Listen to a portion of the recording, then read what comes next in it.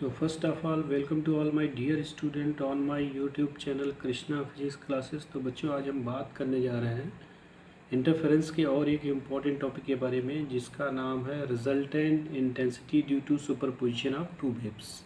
देखिए, last lecture में हमने एक्सप्लेन किया था कि what is the interference of the light, how to find out the maximum and minimum intensity of the light on the interference on the screen. So in this experiment, इसमें हम क्या करते हैं, यंग डबल स्लिट एक्सपेरिमेंट का use किया था, और use करने के बाद we have to find out the maximum और minimum intensity on the screen पर फाइंड आउट किया था। अब जो आज टॉपिक लेना है उसमें क्या करना है, यंग डबल स्लिट एक्सपेरिमेंट को ही लेना है। उसमें दो कोहेरेंट सोर्स लेने हैं और दोनों के बीच का डिस्टेंस हमें 2D लेना है। तो हम डायग्राम को यूज़ करेंगे और यूज़ करने के बाद हम एक्सप्लेन करेंगे कि resultant intensity due to superposition of two waves. तो ये टॉपिक है आपका resultant intensity due to superposition of two waves. तो इसमें सबसे पहले हमें कंसीडर करना पड़ता है कि लेट अस कंसीडर हमारा कोई भी सोर्स एस है, उससे लाइट हमारे दो पेन हॉल S1 S2 पर इंसिडेंट हो रही है। तो in this case we have to find out the resultant intensity at P। तो देखिए P पॉइंट पर हमें, देखिए ये है हमारा एक सोर्स से लाइट यहाँ पर आती है, दो पेन हॉल S1 S2 है ना। और यहाँ से S1 से जब नैरो सोर्स से लाइट जब इंसिडेंट होती है तो ये पॉइंट P पर मिलती है। सिमिलरली S2 पॉइंट से जब रेज इंसिडेंट होती है नैरो सेल से तो ये पॉइंट P पर मिलती है। तो S1 and S2 both are the coherent sources. तो इस केस में हमारे S1 S2 हमारे क्या है, कोहेरेंट सोर्सेज हैं। अब देखिए S1 से S2 के बीच की डिस्टेंस को यहाँ पर देखिए S1 है S2 हमने 2D कंसिडर किया है, और जो दो हमारे कोहेरेंट सोर्सेज हैं S1 S2 और ये जो स्क्रीन हमने लिया है XY, तो S1 S2 से स्क्रीन के बीच की डिस्टेंस को कैपिटल D लिया है। अब इस तरीके से अब इसमें हमें क्या करना है कि जो S1 से जो P पॉइंट तक रेज है उसको बोलते हैं S1P, और S2 से P पॉइंट तक की जो डिस्टेंस है उसको बोलते हैं S2P। तो यहाँ पर पाथ डिफरेंस यदि फाइंड आउट करना होगा तो पाथ डिफरेंस कैसे निकालेंगे, हम क्या करेंगे, यहाँ से लेकर यहाँ तक का पाथ माइनस यहाँ से लेकर यहाँ तक का पाथ, मतलब यहाँ से लेकर यहाँ तक का पाथ माइनस यहाँ से लेकर यहाँ तक का पाथ। तो S2P minus S1P that is the path difference between two rays. तो दोनों रेज के बीच का पाथ डिफरेंस फाइंड आउट करेंगे। अब इसमें हमने क्या किया है, सबसे पहले फर्स्ट वन जो S1 रेज है उसके लिए डिस्प्लेसमेंट y1 लिया है, एम्पलीट्यूड a1 लिया है। सिमिलरली S2 जो रेज है उसके लिए डिस्प्लेसमेंट y2 लिया है और एम्पलीट्यूड a2 लिया है। तो देखिए हमने इसमें दिखाया हुआ है, ये देखिए y1 is equal to a1। अब देखिए चूँकि ये वेव हमारी क्या है, सिनुसोइडल वेव्स है, तो इसमें displacement equation of the simple harmonic motion की कॉन्सेप्ट लगा देंगे। तो सिंपल हार्मोनिक मोशन में क्या होता है, y is equal to a sine omega t होता है। तो चूँकि फर्स्ट वेव है तो उसके लिए y1 is equal to a1 sine omega t होगा। सिमिलरली सेकेंड वेव के लिए हमारा y2 is equal to a2 sine omega t plus delta. अब देखिए इसमें ओमेगा फेज में प्लस डेल्टा हो गया, इसका मतलब जब हम omega t plus delta minus omega t करेंगे तो ये कैंसिल हो जाएगा, केवल डेल्टा बचेगा। तो इसका मतलब दोनों के बीच का फेज डिफरेंस कांस्टेंट रहेगा। अब देखिए यहाँ पर अप्लाई करते हैं प्रिंसिपल ऑफ सुपरपोजिशन। देखिए बच्चों, सुपरपोजिशन प्रिंसिपल क्या है, हमने बताया था कि the resultant displacement is equal to the sum of the displacement of the individual waves. तो यहाँ पर दो इंडिविजुअल वेव्स हैं, एक y1 है और दूसरी y2 है। तो रिजल्टेंट डिस्प्लेसमेंट कैसे निकालेंगे, y is equal to y1 plus y2। तो अब देखिए इसमें y is equal to y1 की वैल्यू क्या है, a1 साइन ओमेगा टी है। इसी तरीके से y2 की वैल्यू क्या है, a2 sine omega t plus delta है। तो यहाँ से a1 sine omega t plus a2। अब इसमें देखो sine of a plus B लगा देंगे, तो sine A cos B plus cos A sine B. तो इस तरीके से a1 sine omega t plus अब a2 का अंदर मल्टीप्लाई कर देंगे। देखिए नेक्स्ट स्टेप में क्या करने जा रहे हैं, हम क्या करेंगे, इसमें सबसे पहले हमने इसमें पूरे में a2 का मल्टीप्लाई कर दिया। अब देखिए साइन ओमेगा टी यहाँ से कॉमन है, साइन ओमेगा टी यहाँ से कॉमन है, तो अंदर क्या बचेगा, a1 plus a2 cos delta. तो हमने वही लिखा है, देखिए a1 plus a2 cos delta, sign omega T common हो गया, प्लस a2 साइन डेल्टा उसी तरीके से लिख दिया और कॉस ओमेगा टी लिख दिया। अब देखिए आगे इसको, ये जो हमारा A1 plus A2 cos delta है, इसको और कॉस थीटा कंसिडर हमने कर लिया। यहाँ पर कैपिटल आर क्या है, एम्पलीट्यूड है, किसी भी वेव का एम्पलीट्यूड है। सिमिलरली आप देखिए A2 साइन डेल्टा जो है, इसको आर साइन थीटा कंसिडर कर लिया।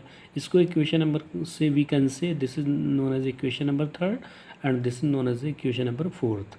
तो थर्ड और फोर्थ दो इक्वेशन हो गई हैं। अब देखिए इसमें वैल्यू पुट कर देते हैं, चूँकि A1 plus A2 cos delta को आर कॉस थीटा कहा है आपने, तो यहाँ आर कॉस थीटा लिख देंगे।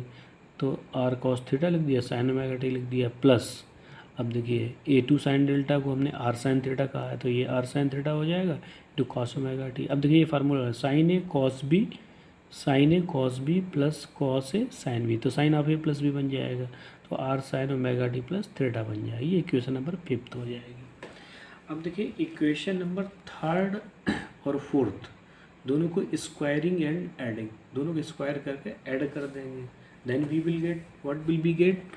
तो firstly we will added left hand side to left hand side and right hand side to right hand side. तो लेफ्ट हैंड साइड को लेफ्ट हैंड साइड से जोड़ दीजिए, राइट हैंड साइड को right hand side से जोड़ दीजिए। तो लेफ्ट हैंड साइड में देखिए क्या था, लेफ्ट हैंड साइड में था A1 plus A2 cos delta whole square हो जाएगा और A2 sine delta whole square हो जाएगा। तो ये क्या बन जाएगा, ये फार्मूला बन जाएगा कि A1 plus A2 cos delta plus A2 sine delta, ये R cos square theta plus R square sine square theta, R square cos square theta plus R square sine square theta. देखिए cos square theta plus sine square theta की value 1 होती है, तो ये are square बन जाएगा। ये बन गया A1 square plus A2 square cos square delta plus 2A1 A2 cos delta plus A2 square sine square delta. अब देखिए A1 square plus A2 cos square delta यहाँ पर है, साइन स्क्वायर डेल्टा यहाँ पे है, तो A2 स्क्वायर कॉमन ले लिया, तो कॉस स्क्वायर डेल्टा और साइन स्क्वायर डेल्टा की वैल्यू 1 होती है। तो फार्मूला क्या बन जाएगा, A1 square plus A2 square plus 2A1 A2 cos delta बन जाएगा। तो इस तरीके से आपका रिजल्टेंट इंटेंसिटी हमने फाइंड आउट कर ली। अब आगे देखिए, यहाँ पर देखिए आपको मालूम है कि when they are meet two light wave both are meet in same phase we will get the maximum intensity of the light. जब दोनों सेम फेज में मिलती थी तो मैक्सिमम इंटेंसिटी की लाइट मिलती थी। When they are meet in opposite phase we will get the minimum intensity of the light. तो जब दोनों अपोजिट फेज में मिलती थी तो मिनिमम इंटेंसिटी की लाइट मिलती थी। तो देखिए यहाँ पर क्या करेंगे, यहाँ पर हम जो है कॉस डेल्टा की वैल्यू सबसे पहले +1, कॉस की मैक्सिमम वैल्यू क्या होती है, +1 होती है, तो cos delta is equal to cos 0 हो जाएगा, कॉस 0 की वैल्यू 1 होती है, तो delta is equal to 2n pi आ जाएगा। तो ये 2n पाई की वैल्यू हम रख देंगे कहाँ पर, फेज डिफरेंस के फार्मूले में, यहाँ पर 2n पाई रख देंगे। तो 2 से 2 कैंसिल हो जाएगा, पाई से पाई कैंसिल हो जाएगा, तो S2p माइनस S1p की वैल्यू यहाँ से क्या आ जाएगी, n लैम्डा आ जाएगी। तो देखिए ये हमने डायरेक्ट फार्मूला लिखा है, ये देखिए S2p minus S1p is equal to n lambda. अब देखिए कॉस डेल्टा की वैल्यू +1 है, इसका मतलब है कि कॉस डेल्टा की वैल्यू यहाँ +1 लगा दो इस फार्मूले में, तो +1 लगा दें तो ये क्या बन जाएगा, A1 square plus A2 square plus 2A1 A2 and we can say A1 plus A2 whole square बन जाएगा। तो आई मैक्सिमम की वैल्यू आपने निकाल ली, कितनी फाइंड आउट की, A1 plus A2 whole square. तो ये मैक्सिमम इंटेंसिटी के लिए फार्मूला निकाल लिया। Similarly we will find out the minimum intensity के लिए, देखिए कैसे निकालेंगे। मिनिमम इंटेंसिटी के लिए कॉस डेल्टा माइनस होती है, तो डेल्टा की वैल्यू क्या है, 2n प्लस पाई, ठीक है ना, 2n pi cos pi, cos की वैल्यू होती है 180 की। तो इस तरीके से यहाँ से आई मिनिमम कैसे निकालेंगे, A1 square plus A2 square minus 2A1 A2 बन जाएगा।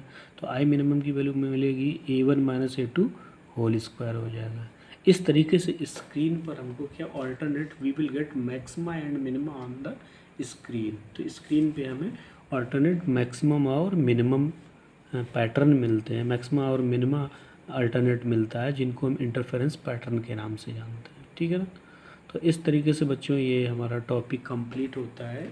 इसमें एक डेरिवेशन मतलब प्रॉब्लम जो आती है IIT JEE नीट के लिए वेरी वेरी इंपॉर्टेंट प्रॉब्लम है। उसमें क्या होता है कि A1 और A2 एम्पलीट्यूड का रेशियो गिवन होता है and you have to find out the maximum ratio of the maximum intensity to ratio of the minimum intensity. तो आपको उसमें मैक्सिमम और मिनिमम इंटेंसिटी का रेशियो फाइंड आउट करना होता है, बाद बाकी एम्पलीट्यूड का रेशियो गिवन होता है प्रॉब्लम में। तो इस तरीके की प्रॉब्लम है जो आपके एग्ज़ाम में बहुत ज़्यादा पूछी जाती है। यही प्रॉब्लम पीसीएस में कई बार आ चुकी है। यही प्रॉब्लम तुम्हारे गेट के एग्ज़ाम में भी आ चुकी है। IIT जैम में कई बार पूछी जा चुकी है। तो ये इस टाइप की प्रॉब्लम वेरी वेरी इंपॉर्टेंट है आपके एग्ज़ाम के लिए। तो हमने इस टाइप की प्रॉब्लम बहुत डिस्कस की है, तो इसके लिए हमारा जो वीडियो लेक्चर है उसमें हम आगे चल के इंडिकेट कर देंगे, या हम specially problem intensity, maximum intensity और मिनिमम इंटेंसिटी की लेंगे, जिससे आप सभी को क्लियर हो जाएगा कि हम इस टाइप की प्रॉब्लम कैसे सॉल्व करते हैं। तो चलिए बच्चों, सबको क्लियर हो गया होगा। चलिए हम यहीं से इस टॉपिक को कंप्लीट करते हैं। Okay, thank you to all for watching my video, and please like and subscribe my YouTube channel Krishna Physics Classes. Thank you to all.